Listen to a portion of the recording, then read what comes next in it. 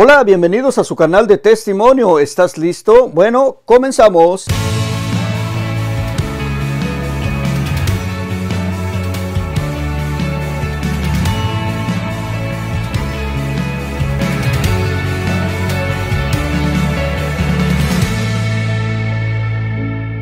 ¿Qué tal? Qué bueno que sigues en el canal porque tengo algo que decirte. ¿Cuántas veces van que te digo que des tu testimonio y no has hecho caso? Bueno, pues ahí está el número de teléfono. El tiempo se está acabando, el tiempo pasa y cuando tú lo quieras dar, a lo mejor ya no se va a poder. Así que es el momento de hablar. Ahí está el número de teléfono y en este momento que acabes de escuchar este comercial, necesito que me llames o mandes un mensaje. ¿Sabes por qué? Porque hay mucha gente que está esperando tus palabras, está esperando escuchar que Dios está vivo y lo que hizo en tu vida para que cambien sus vidas. Y tú no lo estás haciendo, te estás durmiendo, estás flojeando. Así que por favor, llámame, manda un mensaje y grabamos tu testimonio. Ahora, ¿estás listo para escuchar algo sorprendente? Pues prepárate, porque comenzamos. Y bueno, pues quiero presentarles en este momento a mi hermanito Alex López. ¿Cómo está mi hermanito? Bien, muy bien, muy buenas noches. ¿Cómo se encuentran? Gracias por la invitación. Muy bendecidos, hermanito Alex. Y bueno, pues nuestro hermano Alex se está conectando desde Colombia. Y antes de comenzar, hermanito Alex, quisiéramos pedirte por favor que te presentes, que nos digas un poquito quién eres tú, Alex. Bueno, pues mi nombre es Alexander López realmente, pero pues me distinguen más por Alex López. Y pues quería compartirles en esta noche de cómo me encontró el Señor, eh, de una experiencia un poco difícil de vida también, pero para que veamos que para Dios no hay nada imposible. Entonces, pues muchas gracias por la invitación una vez más. Bueno, ahora sí, mi hermanito Alex, ya después de tu presentación, quisiéramos que nos platicaras un poquito de tu pasado, quién era Alex antes de tener ese encuentro con el Señor y qué pasó con tu vida, cómo fue ese encuentro con el Señor. Adelante, hermanito, escuchamos tu Bueno, testimonio. muchísimas gracias. Pues básicamente en esta primera parte les voy a contar quién fui. Luego les contaré cómo llegué a los pies del Señor y quién soy hoy en día. Entonces, eh, pues quiero invitarles a que juntos me regalen un momentico de oración. Vamos a pedirle al Espíritu Santo que en este momento sea Él quien ponga las palabras en nuestros labios, que ponga el sentir en nuestro corazón, que realmente sea Él que a través de este encuentro eh, traiga respuestas a las familias, traiga respuestas a aquellos que tienen alguna inquietud en su corazón. En el nombre del Padre, del Hijo y del Espíritu Santo. Amén. Que la mamita María con su manto precioso nos cubra en esta noche y que nos guarde en su sacratísimo corazón. Bien, pues para cuando comienza esta historia, básicamente, somos mi papá, mi mamá, somos 5 hijos en esta familia. Y son 3 mujeres para aquel momento, 3 mujeres, 2 hombres. Los 2 hombres somos los 2 menorcitos de la familia. Y llegamos a vivir en una zona muy difícil de aquí de Bogotá, Colombia, que es conocida como Ciudad Bolívar. Para ese tiempo, cuando llegamos a Ciudad Bolívar, pues es un lugar donde las casitas son, acá en Colombia le llama uno de tejas, de tablas, de cartones, son ranchitos, le llama uno. Pues ojalá de pronto la diferencia cultural o de palabras me disculparán si que alguna palabra por ahí que no puedan entender o que la manejemos distinto acá. Entonces eran ranchitos y en esas condiciones llegamos a vivir nosotros en la pobreza, se puede decir. Mi papá trabajaba acá en la construcción, aquí en Colombia, y recuerdo que él se iba 8 o 15 días a viajar porque los trabajos de él eran fuera de la ciudad y él trabajaba haciendo todo lo que era para las estructuras para el café. Y él se iba 8, 15, 20 días, a veces más, dependiendo del estado del clima, bueno, todo. Mi mamá era una mujer histérica, amargada. Ella cuando entraba en iras, en rabias, ella estrellaba las cosas, rompía las cosas, nos decía, especialmente a mis hermanas, siempre la vi tratar muy mal a mis hermanas, les decía muchas groserías. Y mi mamá generalmente ya se levantaba a las 3, 4 de la mañana, 3 de la mañana, y a dejar, cuando había que comer, pues de a dejar almuerzo hecho, a dejar desayuno hecho para que nosotros comiéramos, pero realmente pues no era muy frecuente, entonces ella generalmente madrugaba, era pero para irse a trabajar y nos dejaba al cuidado de mi hermana mayor, pero mi hermana mayor era una niña de 14, 15 años máximo, cuidando cuatro niños o cuatro pequeños más.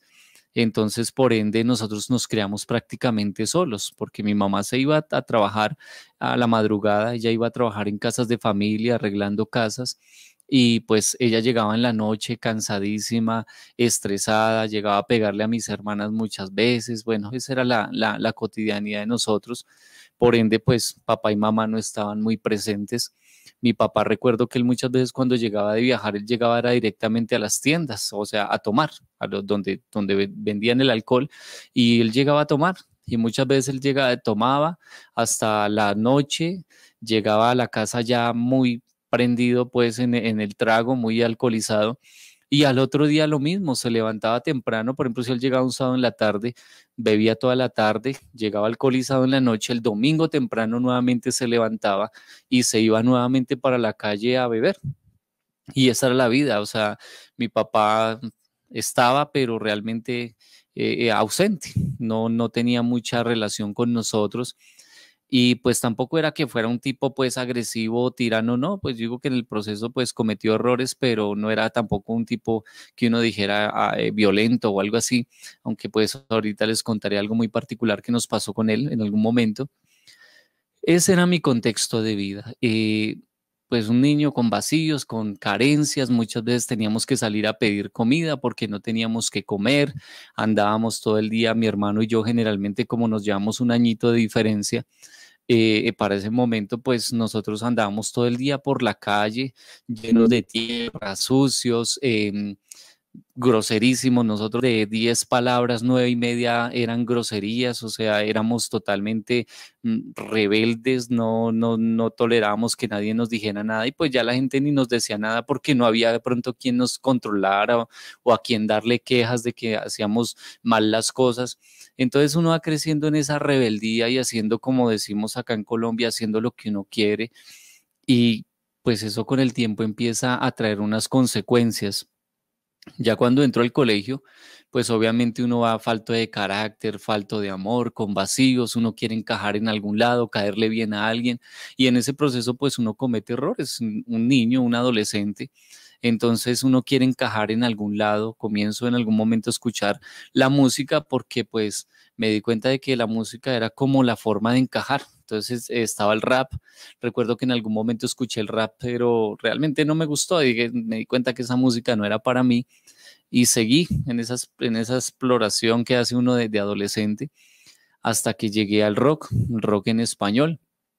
Me gustó tanto que empecé a apasionarme con ese tipo de música, las guitarras eléctricas, el ritmito como pesadito, pero obviamente quería más. Entonces comienzo a sumergirme más allá, comienzo a entrar en el heavy, en el thrash, en el black metal, en el death metal, y ya cuando llegué a esos dos géneros me impactaron, o sea, el black y el death metal me impactaron tremendamente por las voces guturales, especialmente en el black metal que maneja mucho la voz gutural y pues la música, toda esa música me gustó muchísimo.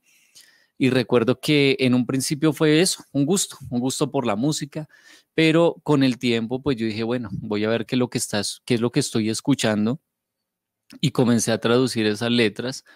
Desde el colegio pues se me facilitó como algo el inglés, no lo hablo, pero se me facilitó en el colegio y empecé a traducir esas letras y empecé a darme cuenta de algo que encontré en ese tipo de música, que no lo encontraba de pronto en otras, y empecé a encontrar un mensaje satánico abiertamente, especialmente el black metal es un género satánico. No es como decirte, te están diciendo un mensaje subliminal a través de esta canción, no, literalmente es un mensaje satánico abiertamente, invocación de demonios, pactos con Satanás, una cantidad de cosas, mucha incitación al suicidio, blasfemias contra Dios. Entonces todo eso empezó a llenar mi corazón y recuerdo que llegó el momento donde yo empecé a hacer lo que la música me ofrecía. Con esto aclaro, no quiere decir que todo el que escucha esa música tiene que pasarle lo que a mí me pasó, no, simplemente yo tenía unos vacíos, ahí encontré la manera de llenarlos y de canalizar toda la rabia y el odio que yo tenía en mi corazón. Y por eso fue que caí en esas circunstancias, ¿no? Porque a veces cuando hablo de esto, es que yo escucho esa música y yo no soy así o no tiene que pasarnos, no. Pero hay un salmo que dice que Dios habita en la alabanza de su pueblo. Entonces, si Dios habita en la alabanza de su pueblo, ¿quién habita en una canción donde se le está cantando al diablo? Crea o no crea usted, pero a alguien le están cantando ahí, alguien tiene que estar ahí en esa alabanza. Entonces comienzo a hacer lo que la música me ofrece, comienzo a adorar al diablo, comienzo a hacer pactos con Satanás, los nombres de los demonios muchas veces en las mismas bandas, los mismos músicos adoptan nombres de demonios, hay mucho sacrificio, mucha droga, homicidios dentro de la vida de ellos, entonces uno empieza a dejarse mm, llenar de eso, motivar de esa clase de cosas y más encima comienzo a ir a unos eventos que se hacen acá en Colombia, en Bogotá, unos festivales de rock, de metal, y entonces empiezo a ver que el común denominador en todos estos eventos era la droga, la marihuana. Entonces eso automáticamente cambió todo mi contexto de vida. Porque una cosa es ser una persona que escuchaba música y que pronto estaba entrando en una etapa de rebeldía, si se puede decir de esa manera, pero otra cosa ya era cuando comencé a consumir la droga, las amistades empezaron a cambiar. Entonces, en un principio, pues uno tiene la droga cerca, pero llega el día donde ya el amigo no la tiene, entonces le toca a uno empezar a ir a comprarla y en ese ir a comprarla comienzo a conocer diferentes tipos de personas. Entre ellas comencé a distinguir muchachos que mataban los gatos, se tomaban la sangre de los gatos, restregaban la sangre por las paredes. Recuerdo alguna vez me drogué con un joven que él me dijo, yo este viernes me tengo que matar porque le tengo mi alma entregada al diablo. Jamás lo volví a ver, no supe si se mató al fin o jamás lo volví a ver. Entonces todo mi contexto cambió radicalmente. Comencé a sumergirme en ese mundo, una caída acelerada, si se puede decir de esa manera. Comienzo a manejar armas, comienzo a llevar armas, comencé a tener problemas por las mismas armas, problemas en el barrio, tras de que desde pequeño había tenido problemas, pero ahí mis problemas empezaron a aumentarse por lo mismo, porque ya habían armas, porque ya empezamos a robar, porque ya empezamos a hacer muchas cosas malas. Y en ese proceso es donde todo ese era mi contexto de vida para ese momento.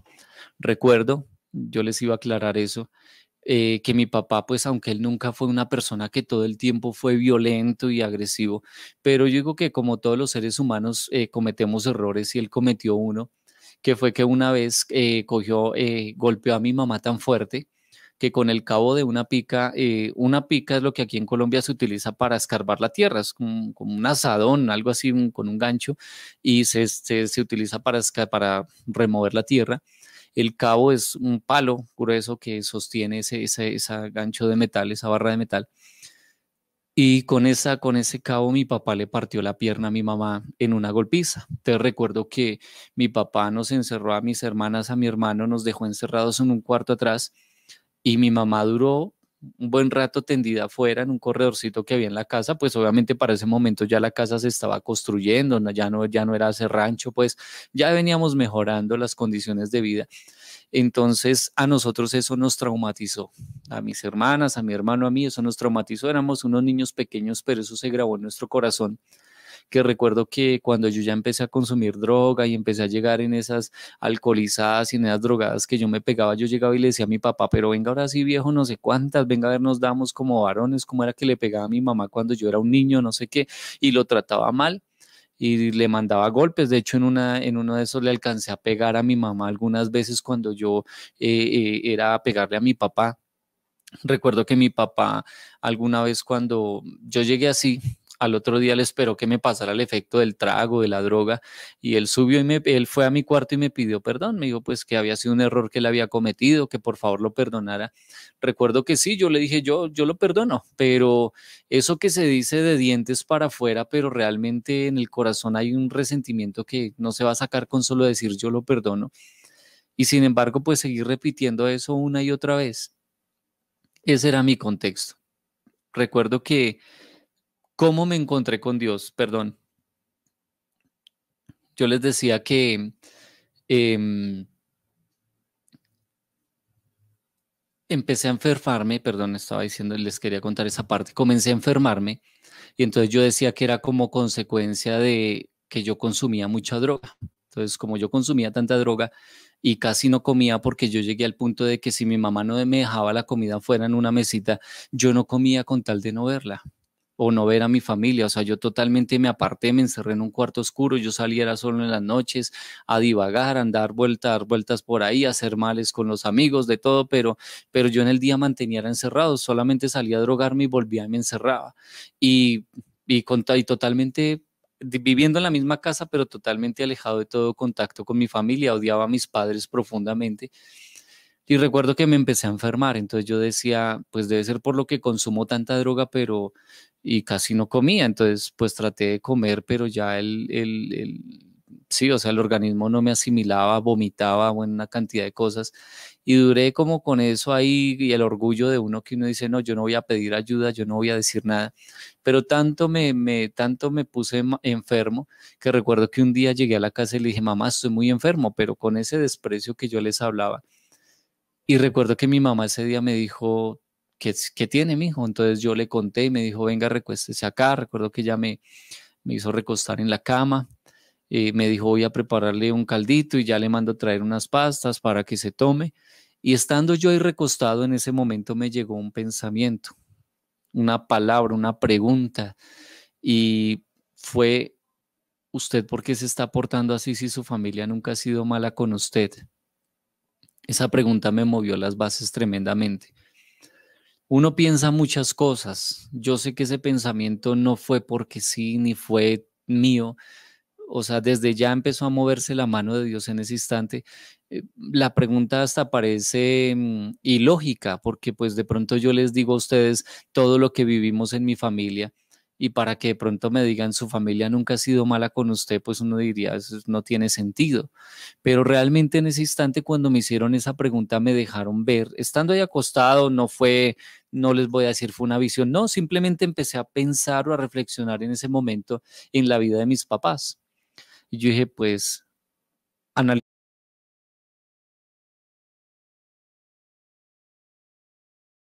la vida de mi, no les voy a decir fue una visión, no, simplemente empecé a pensar o a reflexionar en ese momento en la vida de mis papás.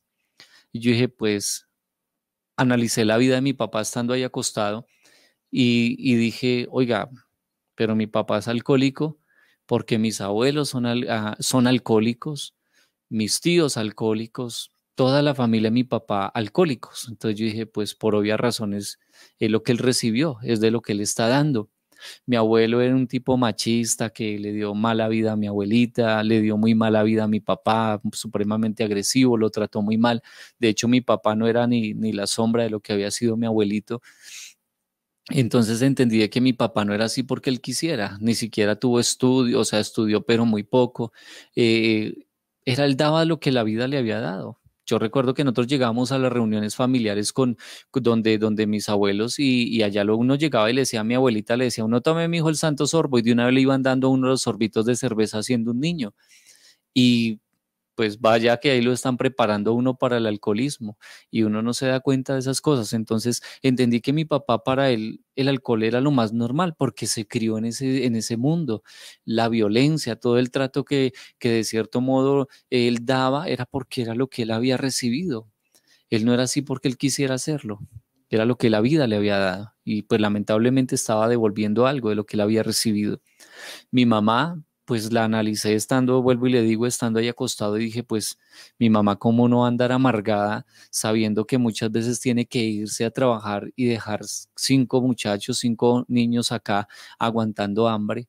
En ese tiempo que los ranchos se incendiaban y se quemaban los niños dentro de las casas, se llevaban las niñas y las violaban, o sea, para ella no era fácil saber que estaba al frente del hogar y que no tenía tampoco un esposo ahí que la respaldara, un hombre que la apoyara. mm, Fiando en todo lado, debiendo plata de comida en todo lado. Entonces, claro, para ella no era nada fácil ese proceso. Por eso vivía así. Más encima, desde los 12 años ella se había ido de la casa por los mismos problemas donde mi abuela, el mismo trato, se tuvo que ir a trabajar interna a casas de familia, solo Dios sabe cuántas humillaciones, cuántas cosas vivió desde su niñez. Entonces, estando ahí, esa pregunta me dejó ver eso, o sea, ¿por qué se está portando así si mire su realidad? Sí, no, su familia no ha sido mala con usted, simplemente están dando lo que recibieron. Y sí, no había, dentro del proceso van a entender por qué, de pronto confío en Dios que puedan entender el por qué la pregunta. Solo que a mí me dejaron ver eso y en ese instante me empezó a entrar arrepentimiento en mi corazón. No pensaba en Dios porque Dios para mí era una basura. Yo a Dios le decía, usted para mí es una farsa, para mí usted es un asco, yo de usted no quiero nada, Dios es una porquería. Yo recuerdo que yo cogía las hojas de la Biblia y rompía las hojas de la Biblia y me armaba la marihuana, lo uno acá le llama los baretos, con las hojas de la Biblia me trababa. Todo lo que fuera a burlarme de las cosas de Dios para mí era un deleite. Entonces no pensaba en Dios, simplemente me arrepentía de todo el daño que venía haciéndome, haciéndole a mi familia. Y luego viene otra pregunta que me vino ahí a la mente y es, ¿y qué está haciendo con su vida? Y recuerdo que en ese instante, pues yo dije, oiga, ¿verdad? Yo que terminé mi bachillerato casi que con abogado, o sea, casi no lo termino.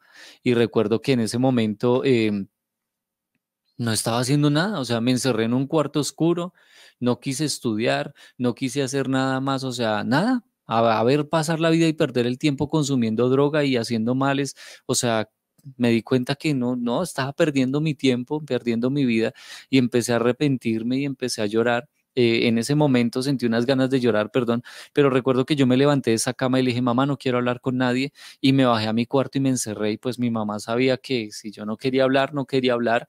El caldo todo quedó allá, no, me encerré en mi cuarto y empecé a llorar. Yo hablaba mucho con el diablo, yo lo invocaba, yo estaba enseñado a meterme a hacer pactos, a hacer cosas. Entre lo que yo me encerraba, yo empezaba a escuchar lamentos, voces que me llamaban, toda esa cantidad de cosas.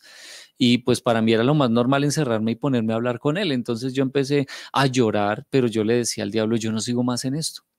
Yo no sigo más en esto, yo me voy a volver una persona normal. Para mí normal era como de cigarrillito, como de rumba por ahí los fines de semana, pero por eso dice Jeremías 29:11 que Dios tiene planes de bien y no de mal para darnos un futuro lleno de esperanza. Y Dios siempre los planes de Él van muchos más allá. Entonces recuerdo que en ese instante comienzo a llorar, les decía, y me paso la tarde llorando, arrepintiéndome. Vuelvo y les digo, no pensaba en Dios, les aclaro y me acosté esa noche porque me llegó la noche, me acosté a dormir. Recuerdo que esa noche cuando yo me acuesto a dormir no me había tomado ni una gota de alcohol porque vuelvo y les digo, yo estuve encerrado ahí toda la tarde en ese cuarto, no me había fumado ni siquiera un cigarrillo porque cuando yo cuento lo que les voy a contar a continuación, muchas personas dicen, pero usted qué se había fumado o qué se había tomado. No, realmente estaba, como se puede decir, en mis cinco sentidos. Y recuerdo que en ese instante se me apareció el diablo, se me paró al frente y empezamos a hablar.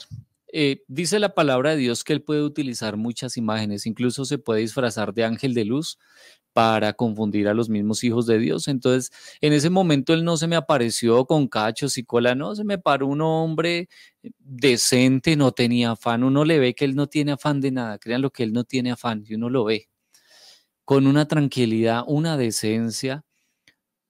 Uno podría decir que hasta muy culto, muy educado, se paró y empezó a hablar conmigo y empezamos a dialogar en ese momento. Y me dijo, ¿va a renunciar? Y yo le dije, sí, yo voy a renunciar, yo no sigo más en esto.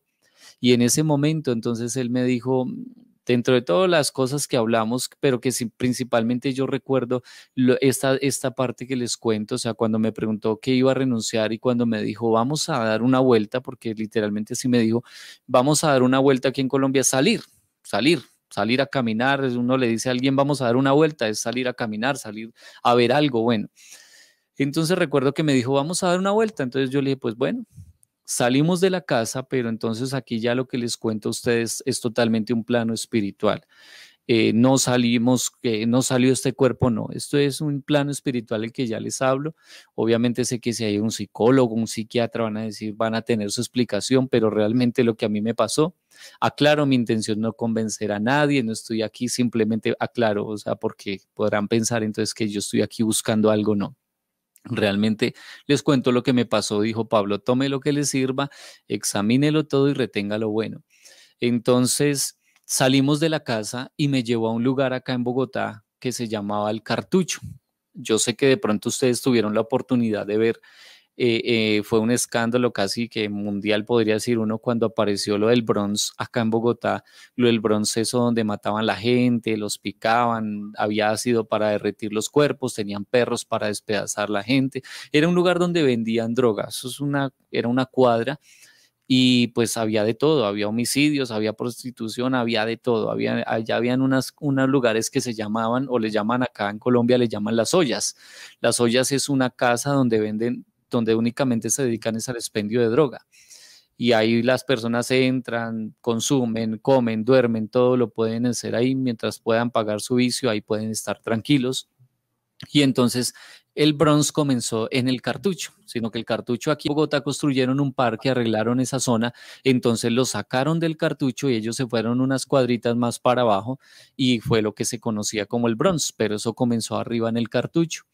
Y me llevó al Cartucho. Yo recuerdo que yo entraba al Cartucho en ese tiempo yo entraba a comprar droga. De hecho, él me llevó al Cartucho para que yo viera a mi hermana. Mi hermana, yo le sigo a ella, yo les decía que mi hermano y yo somos los menores. Hay una hermana que está antes que yo, o sea, es mayor que yo, independiente, más siguen las otras dos. Ella, desde que yo tenía uso de razón, ella consumía droga. Ella adicta a la marihuana, al bazuco, robaban. De hecho, el testimonio de ella también está por ahí en las redes. Y para ese momento, el diablo me la mostraba como la tenía ya en esas ollas, en esa olla pegada del bazuco. Y él me decía, mire, esto lo manejo yo. Y mire cómo la tengo esclavizada a través del bazuco. Luego en ese mismo instante me devuelve a la casa, llegamos a la casa y me mostró a mi mamá. Entonces, ¿qué era lo que él quería? Él quería mostrarme tal vez lo que hizo con Jesús. A Jesús lo puso en lugares y le decía, salte de aquí, que los ángeles lo van a sostener, arrodíllese y me adora, que todo esto me lo entrego y si usted me adora, yo se lo entrego a usted. Y entonces Jesús le responde con la palabra. Literalmente lo que él quería mostrarme era que él tenía el control y que yo no tenía dónde ir. Entonces, cuando él me mostró a mi mamá tenía otros problemas aparte de lo que yo le conté. Ella le gustaba mucho ir donde los brujos y le gustaba mucho que le leyeran las cartas, que le leyeran el cigarrillo, que le hicieran baños, que le hicieran riegos. Aquí en Colombia, ahí se practica mucho lo que es la devoción a José Gregorio Hernández. De pronto aquí hago un pequeño paréntesis. En la devoción a José Gregorio Hernández, pues sí, hay un problemilla ahí porque pues la vida de él sí da para la santidad. Pero aquí no sé si de pronto en otros países pueda pasar. Hay espiritistas que lo utilizan para invocarlo supuestamente y que en el nombre de José Gregorio Hernández van a las casas, operan a la gente, los sanan. Bueno, eso realmente lo que no es de Dios. Y esas eran las prácticas que mi mamá hacía. Entonces mi mamá estaba enferma, ella corría allá donde José Gregorio Hernández, a donde esos médiums, para que la sanaran, para que le hicieran cirugías, bueno, una cantidad de cosas. Y el diablo me mostraba cómo tenía atada a mi mamá a través de la brujería. Lecturas de cartas, todas esas cosas, riegos que para la buena suerte, que es que ustedes les tienen envidia, que la ruina que ustedes tienen es porque les tienen envidia. Entonces iba ahí que un brujo le daba cosas que para la buena suerte, todo eso. Y lo que el diablo me mostraba era que nosotros mismos éramos los que lo llevábamos, mi mamá, todos lo habíamos llevado a la casa. O sea, literalmente nuestra casa era un altar al demonio horrible.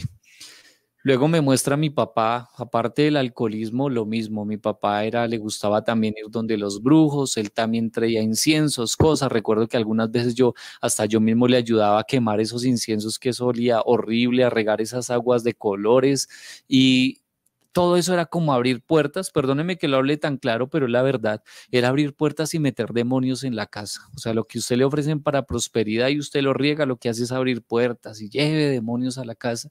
Y así lo veía yo, porque lo que les estaba diciendo, yo estaba viéndolo desde un plano espiritual, si se puede decir de esa manera.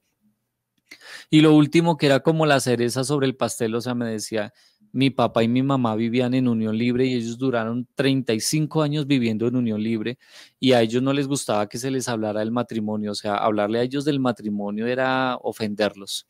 No tengo plata, no sé qué, bueno, una cantidad de cosas, pero ellos no querían casarse, porque si se casaban se acababa el amor, porque es que si me caso ahí sí me separo, que ahí sí voy a ser infiel, o sea, una cantidad de cosas hacia el matrimonio que realmente ellos no pensaban en casarse.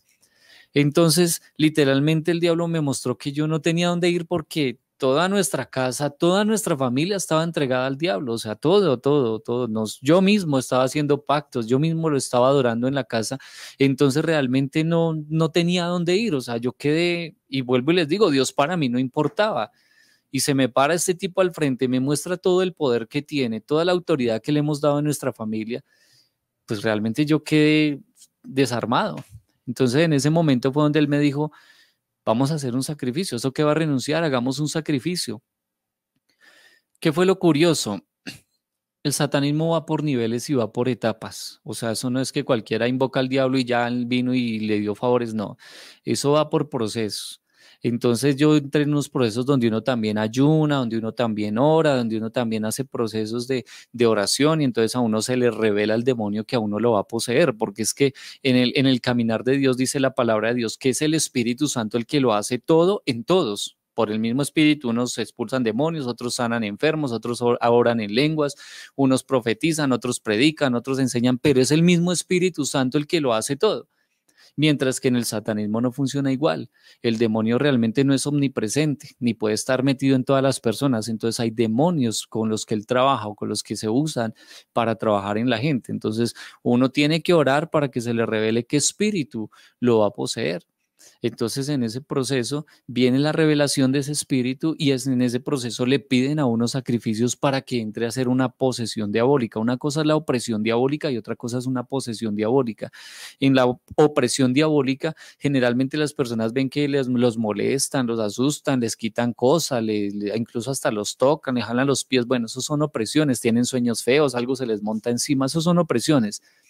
Una posesión es cuando ya un espíritu entra en la persona y literalmente la puede usar para hacer cosas, pero para que haya una posesión realmente tienen que hacer una serie de cosas y pactos y unas puertas muy grandes se tienen que abrir en ese proceso.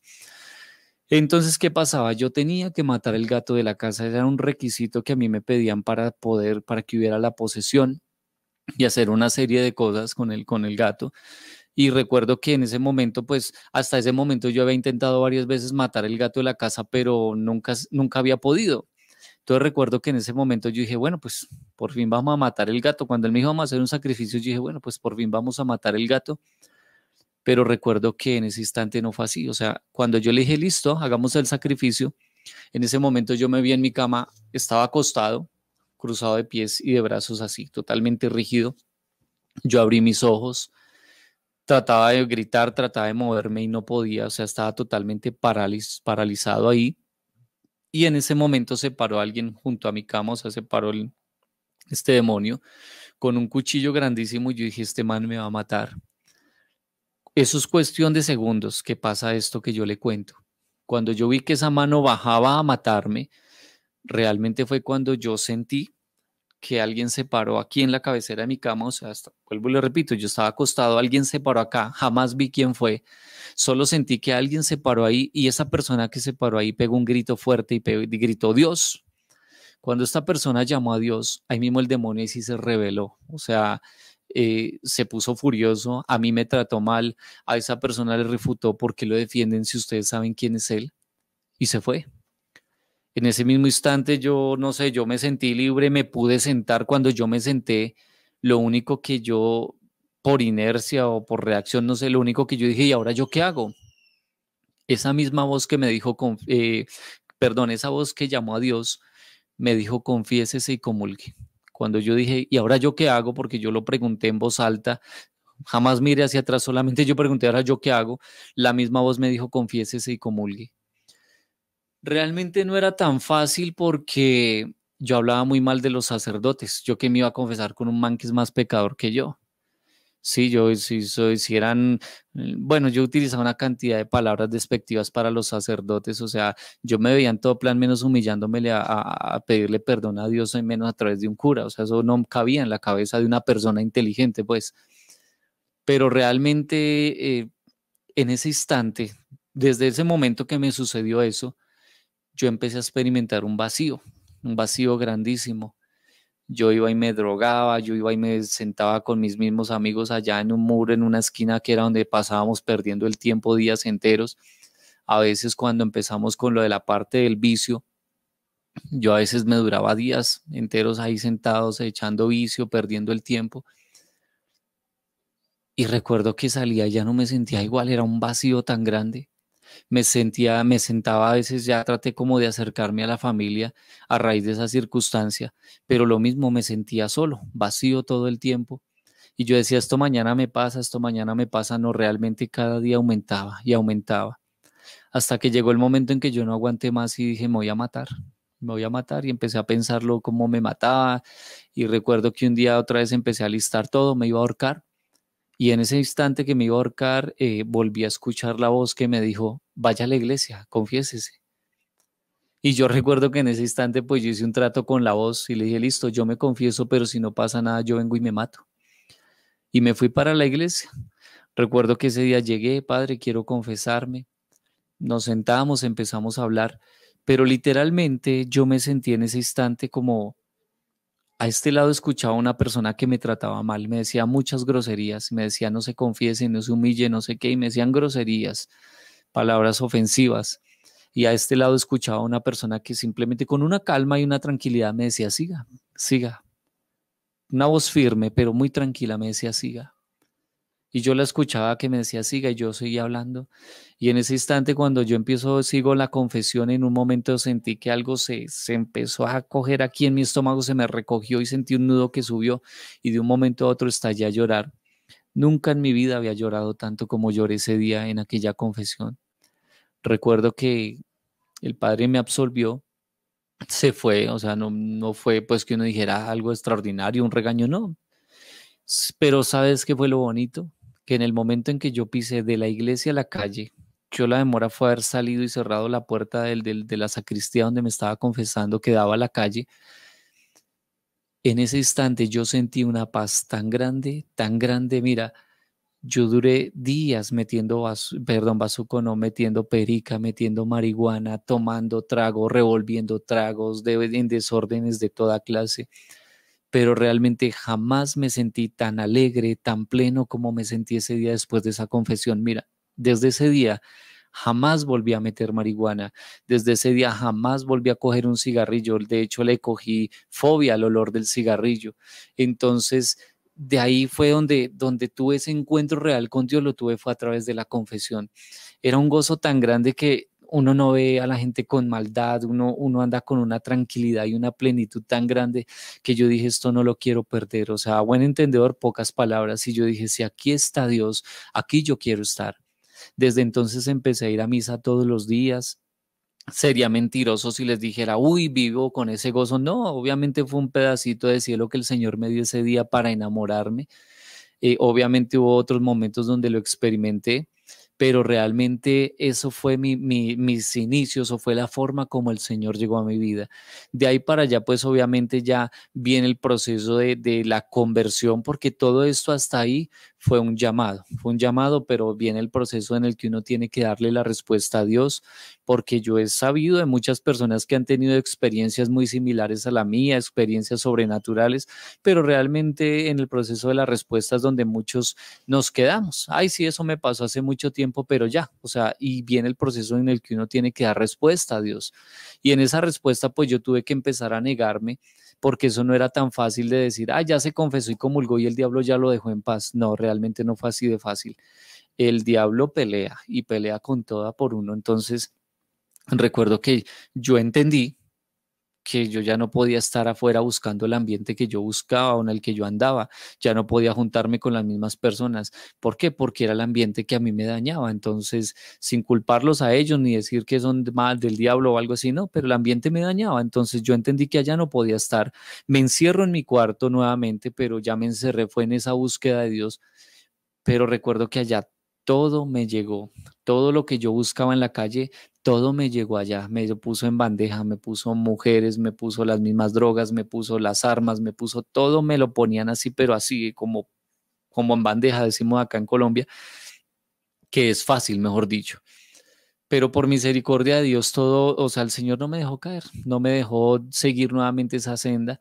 Entonces ahí donde el diablo empezó nuevamente ya un ataque espiritual y en ese ataque empezó a no dejarme dormir. Es desesperante. Yo por eso entiendo a las personas cuando me dicen que están totalmente en el borde de una crisis cuando hay un espíritu atormentando, es algo muy horrible porque uno no puede dormir, lo están asustando, me movían las cosas, me soplaban en la cara, me jalaban las cobijas. Una noche me levantó hasta el techo y volví, me soltó sobre la cama, me decía, deje de orar, deje de buscar de Dios. Pero sin embargo, yo seguía en la Eucaristía, ya casi voy terminando. Entonces, recuerdo que un día terminando una Eucaristía dice la palabra de Dios que nosotros los seres humanos somos como el perro al vómito, ¿no? O sea, estamos vomitando la porquería, pero al momentico queremos otra vez comerla. Y eso le pasa a uno cuando está en proceso de conversión. Uno va y se confiesa, uno va y se arrepiente, pero da la vuelta y como que después uno extraña ese pecado, extraña ese alcohol, extraña esas infidelidades, extraña toda esa cantidad de cosas y uno quiere otra vez volver a esa vida. Y yo estuve también en ese proceso. De hecho, en el drogadicto también se le conoce como el síndrome de abstinencia, ese tiempo donde uno no consume droga y empieza el cuerpo a pedirla también. Entonces eso no es nada fácil porque uno empieza a entrar en rabias, en depresiones, uno quiere romperse, romper las paredes, romper todo, golpear a todo el mundo. Entonces cuando a mí me empezó a llegar ese síndrome de abstinencia, para mí no fue nada fácil. Recuerdo que un día me postré terminada la Eucaristía del domingo, me postré delante del Santísimo, delante del Sagrario y empecé a llorar. No me importaba la gente que ya había terminado la Eucaristía, pero yo estaba con ese nudo acá que me tendí delante del Santísimo y empecé a llorar y le decía, Señor, ayúdeme. Dentro de mí hay algo que quiere volver a esa vida y me gusta, me atrae, pero sé que no debo estar allá. O sea, es como una guerra interna que uno tiene entre si quiero y no quiero o no debo. Y empecé a llorar y le decía, Señor, ayúdeme, yo ya no quiero más eso. Aunque hay algo en mí que lo pide, pero yo ya no quiero más eso, ayúdeme.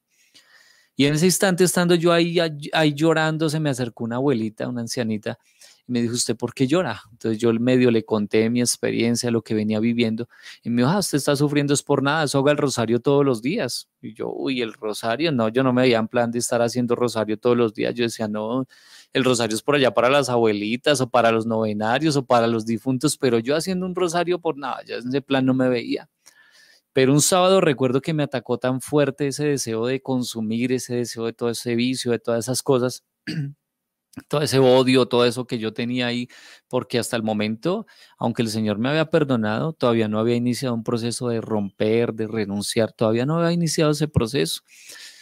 Entonces tenía todo ese peso ahí encima y recuerdo que ese día me atacó tan fuerte que empecé a ver la imagen de la viejita diciéndome, haga el rosario. Y yo dije, el rosario. Y empecé a remar porque uno como buen cristiano, uno espera hasta lo último. Entonces yo me resistí a hacer el rosario, pero recuerdo que tanto sentía que lo hiciera que yo no sé, yo prendí el radio y lo prendí, cambié un poquito y encontré un rosario a esa hora. O sea, las cosas de Dios, porque yo ni decirles es que sabía que a esa hora, no, simplemente a esa hora lo encontré, digo, lo voy a hacer y lo prendí y lo encontré. Empecé a hacer el rosario, pero lo bonito fue que cuando yo terminé, tenía paz y una paz muy parecida a la que tenía el día de la confesión. De hecho, llevaba rato que no experimentaba eso. Entonces, cuando yo sentí eso, yo dije, oiga, esto sirve. Entonces, como buen cristiano católico, empecé a hacer el rosario cada vez que me sentía mal. Entonces, cuando me sentía mal, yo lo hacía un día, 3 días, una semana, pero apenas me sentía bien, dejaba de hacerlo. Un mes, que 20 días, un año. Ya, entonces se va volviendo uno hasta acá en Bogotá, en Colombia decimos conchudo, ¿no? Descarado. Usaba al Dios bombero. Cada vez que lo necesitaba, realmente era que oraba. Hasta que en algún momento ya Dios se hace entender y dice Hebreos 12 que Dios al que ama corrige y más al que acepta como hijo lo va corrigiendo, lo va disciplinando. Entonces sentí que Dios me decía, bueno, se quiere sanar, comprométase, ponga disciplina. Las cosas de Dios también son de disciplina y de orden. Entonces recuerdo que en ese instante, sin presiones, pero entendí que tenía que comprometerme por mi propio bien. Desde ese instante le dije, listo, Señor, voy a hacer todo lo posible porque de aquí en adelante no me falte mi rosario y mi Eucaristía, aunque ya la Eucaristía la venía haciendo, pero Dios me quería con esas dos herramientas para que pudiera empezar a ver su gloria en mi vida realmente. El rosario es una herramienta poderosísima, por favor no dejen de hacerlo, se lo recomiendo. Comienzo a hacer mi rosario y ya entonces ahí es donde empieza la gloria de Dios a manifestarse. Em, Cuando yo ya comienzo con el rosario y la Eucaristía diaria,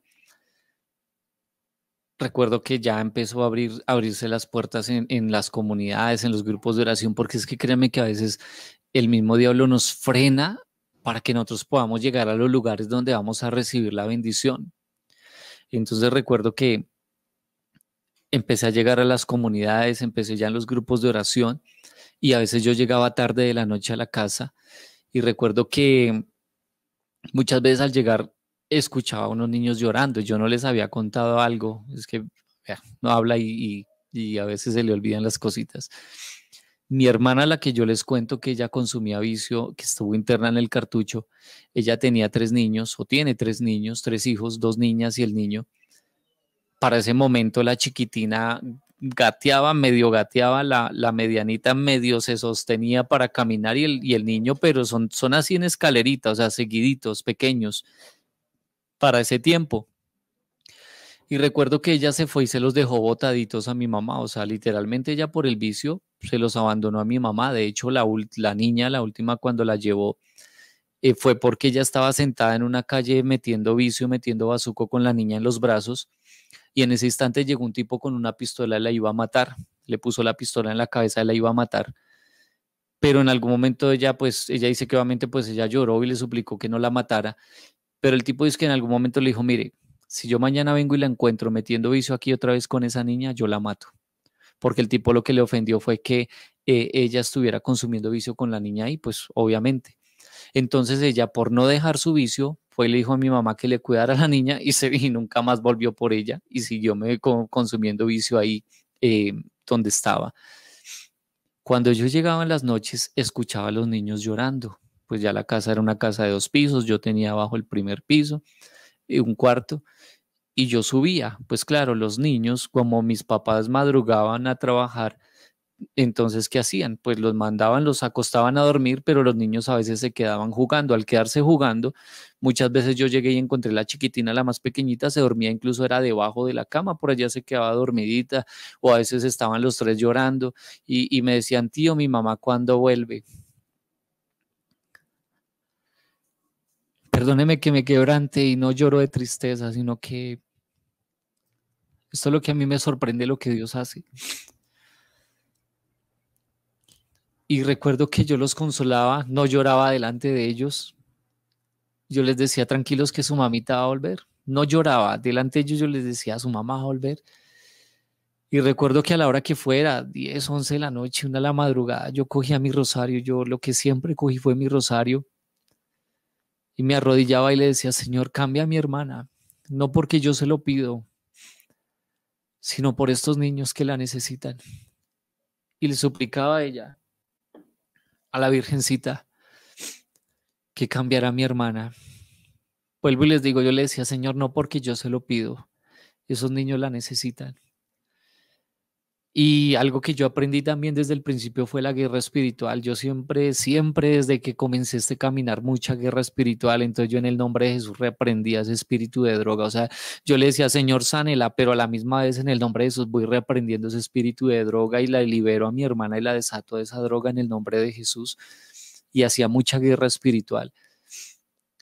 Total, un día mi hermana apareció, nosotros la damos por muerta porque ya totalmente desconectada de sus niños, de todos.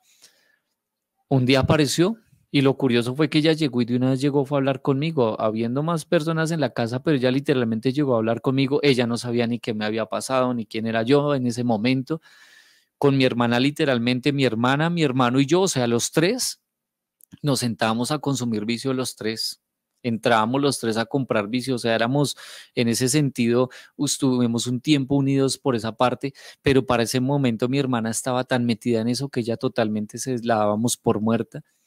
Y ese día apareció, empezamos a hablar, me dijo, yo quiero cambiar, pero no sé cómo. Bueno, total, inicié un proceso con ella y para la gloria de Dios el Señor la sanó. La sanó, es una mujer hoy en día para la gloria de Dios, de Eucaristía, de Rosario, lo mismo, aprendimos lo mismo. Venimos de la misma escuela, se podría decir, el Santísimo, la Eucaristía, el Rosario, la Biblia. Ya obviamente nosotros nuestro mover acá ha sido desde el medio carismático, entonces muchas vigilias, ayunos, encuentros, retiros, de todo eso empezamos a vivir y eso fue lo que realmente nos llevó a hacer pues que la sanación fuera completa. Hoy en día es una mujer de Dios, también predica, también el Señor la usa, tiene ahorita, está trabajando, estamos trabajando con ella en una fundación que se está formando, pero lo mismo, con ánimos de ayudar muchachos que están con problemas de droga, ya se les está dando un campito para bañarse, se les está dando un platico de comida muy económico para ellos propiamente, con el deseo de irlos, darles amor, que generalmente cuando uno está en la calle lo que le falta es mucho amor, sí, hay muchos vacíos ahí que siempre falta una mano que se les tienda por el camino. El Señor la sanó y entonces sigue de ahí para acá. Entendí lo del matrimonio de mi papá y mi mamá, porque pues aunque el diablo me lo mostró en el tiempo, pero esas cosas que uno ve, pero uno no les da la relevancia. Pero recuerdo que cuando comencé a orar y a mirar cómo rompía esas cadenas intergeneracionales, se llama eso, entonces me di cuenta de que si mi papá y mi mamá se casaban, era una ayuda grande para poder cortar esas cadenas y romper esas maldiciones intergeneracionales. Entonces recuerdo que fui y le dije todo contento a mi mamá, oiga mamá, ¿ustedes por qué no se casan? Y mi mamá se me puso brava. Mira, mi mamá nunca me echó de la casa antes cuando yo estuve en la droga, nunca me echó de la casa cuando estuve en el alcohol, cuando hice lo que hice. Pero en ese momento que yo fui en el nombre de Dios a decirles que se casaran, sí me echó de la casa. Sí me echó de la casa. Me dijo, usted aquí ya, usted no tiene nada que hacer y yo ya me ha confesado mis pecados, ya se me han olvidado, pero mi mamá se los acordaba muy bien. Me dijo, usted era esto, esto, esto y esto y esto. Y, o sea, ¿quién es usted para decirnos algo? Y literalmente me echó de la casa, pero yo en el momento ni estaba casado, ni compromisos de nada. Entonces yo hice un trato con el Señor, pues yo le hablo así a veces y le dije, bueno, hermano, usted haga lo suyo y yo hago lo mío. ¿Qué era lo mío? Seguir orando por ese matrimonio. Yo algo que siempre le recomiendo a las personas es enfoque en su oración. A veces uno está orando por todo a la vez, el hijo, el esposo, el matrimonio, el trabajo, la salud. Mire, coja una cosa y dele oración hasta que la respuesta llegue. Sí o no, pero algo tiene que pasar en el proceso. Entonces yo era así, cuando yo empecé a orar por mi hermana, yo oraba solo por mi hermana, comulgaba por ella, el rosario por ella, hasta que el Señor la cambió. Cuando empezó por el matrimonio de mi papá y mi mamá, lo mismo, yo era rosario, Eucaristía, todo lo que yo hacía era orando solo por ese matrimonio, nada más, solo ese matrimonio. Pues como no tenía responsabilidades, pues no me afanaba nada más de plata, nada, simplemente necesitaba que ellos se casaran, entonces mi enfoque era ese. Hasta que un día nos invitaron a un lugar, me invitaron a un lugar acá cerca a Bogotá que se llama Marilandia. Marilandia es una finca consagrada a la Virgen. Cuando a mí me dijeron Marilandia, pues uno se imagina un parque de diversiones, pues con atracciones pues mecánicas y todo esto por Marilandia.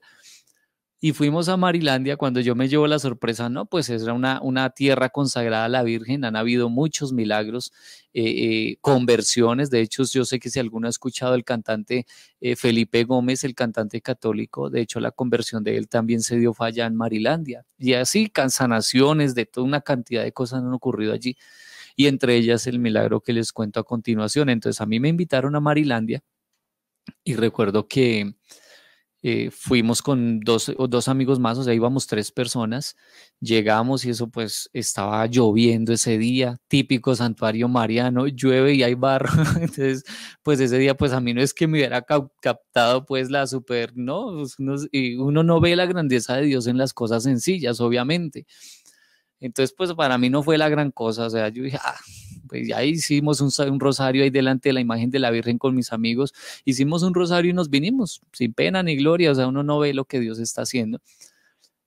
Pero cuando yo llegué a la casa, yo iba embarrado. Entonces me dijeron, ¿y usted de dónde viene? Entonces yo le dije a mi familia, yo vengo de Marilandia. ¿Y qué es Marilandia? No, pues una finca, así como le estoy contando a ustedes, y así les conté. Pues mi familia dijo, queremos ir a Marilandia. Y yo, mire, mi familia no iba, no, si yo les dijera vayan a misa que les van a dar cerveza gratis a la salida, ellos a mí no me copiaban de eso, o sea, no, ellos no me creían de esas cosas, pero querían ir a Marilandia, entonces cuadramos todo el paseo para Marilandia y se puede ir de esta manera. Cuando yo fui a Marilandia no había nadie, eso estaba solo, eso había neblina, eso estaba solo. El día que fuimos con mi familia, eso estaba bonito, había luz del sol, eso estaba precioso ese día. Llegamos todos contentos allá y salió una monjita y empezó a hablar. Y adivinen de qué hablaba, del matrimonio. Yo apenas, yo apenas me escondí, me corría porque yo decía, ahorita van a decir que yo me puse de acuerdo pues con la monjita para que les hablara del matrimonio. Pero mira que las cosas de Dios cuando tienen que suceder. Tanto habló la monjita ese día del matrimonio que literalmente ese día cuadraron fecha y en la fecha que cuadraron, en esa fecha se casaron. De ahí para acá, mira, a mí no me gusta venderle eso a la gente, cásese que le va a ir bien, pero literalmente muchas cosas cambiaron. Dice la palabra de Dios, si la cabeza está bien, el cuerpo tiene que estar bien. Si papá y mamá están bien, los hijos tienen que estar bien. Y efectivamente, de ahí para acá fueron muchas cosas, entre ellas la ruina, toda esa ruina que había en nuestra familia se ha venido rompiendo gradualmente, pero se venía rompiendo, se ha venido rompiendo. Y de ahí para acá, pues hemos visto mucho el favor y la mano de Dios, pues desde el principio, obviamente, pero uno toma tiempo a veces en reconocer lo que Dios está haciendo. Y ya para terminar, había un cabo suelto, que era mi novia. Mi novia yo la distinguí de 13 años, una niña que tenía muchos problemas afectivos, el papá nunca respondió por ella, tenía padrastros, tuvo varios padrastros, abusada en su niñez, consumía droga, consumía pegante, consumir pegante acá en Colombia es oler pegante, oler, inhalar el pegante. Y recuerdo que se juntó conmigo, pues yo le ofrecí la marihuana, la golpeaba, la maltrataba, jugaba con sus sentimientos, no podría decir que la amaba, no, simplemente la usaba. Pero sin embargo ahí venía al lado mío. Entonces recuerdo que en ese proceso también pues comencé a orar por ella y en el proceso el Señor la sanó. No fue nada fácil, ella tenía tendencias suicidas también, se cortaba las venas. Una noche la vi coger un cuchillo y mandarse puñaladas, decimos acá puñaladas, o sea, cuchillazos para matarse, porque yo entendí esa atadura cuando empecé a orar por ella, fue que la mamá la trató de abortar. Hasta los 3 meses la mamá hizo lo que estuvo en sus manos para abortarla. Dicen que no saben por qué nunca la mamá se tomó de todo eso, pero no saben por qué nunca la pudo matar. Pero al haber esos intentos de aborto, ella nació con esa atadura de muerte, por esas tendencias o esas inclinaciones de ella hacia el suicidio. Y yo sé que esto puede ser alguna respuesta para algún papá o alguna persona que pueda tener esas inclinaciones. Pueden surgir de ahí un intento de aborto. Entonces, con ella tuvimos que vivir un proceso que no fue nada fácil. Se me envenenó varias veces, la vi con las manos acá totalmente abiertas, sangrando, porque ella cogía los cuchillos y se abría las manos, pero lo que es Dios tener un propósito, no la dejó nunca quitarse la vida, gracias a Dios, y en el proceso la cambió, la sanó. Mucha de su sanación, incluso física, porque yo a ella, como les decía, la distinguí, tenía 13 añitos, pero ella tenía enfermedades. Un día un doctor le dijo, usted tiene enfermedades de un adulto, de un abuelo, porque ella era úlceras, gastritis, se le inflamaba el estómago, una cantidad de cosas, dermatitis en la piel, o sea, una cantidad de cosas. Y en la medida que ella fue abriéndole su corazón a Dios y fue sanándose, automáticamente esas enfermedades fueron desapareciendo a tal punto que algún día dijimos, oiga, ¿es verdad que su merced usted se le hinchaba el estómago, usted le pasaba esto que el Señor la sanó? Y así pasa muchas veces en nuestra vida. El Señor ni siquiera nos pregunta y ni siquiera nos dice, Él simplemente va haciendo la obra y muchas veces hay cosas que uno ni siquiera se está dando cuenta de lo que Dios está haciendo.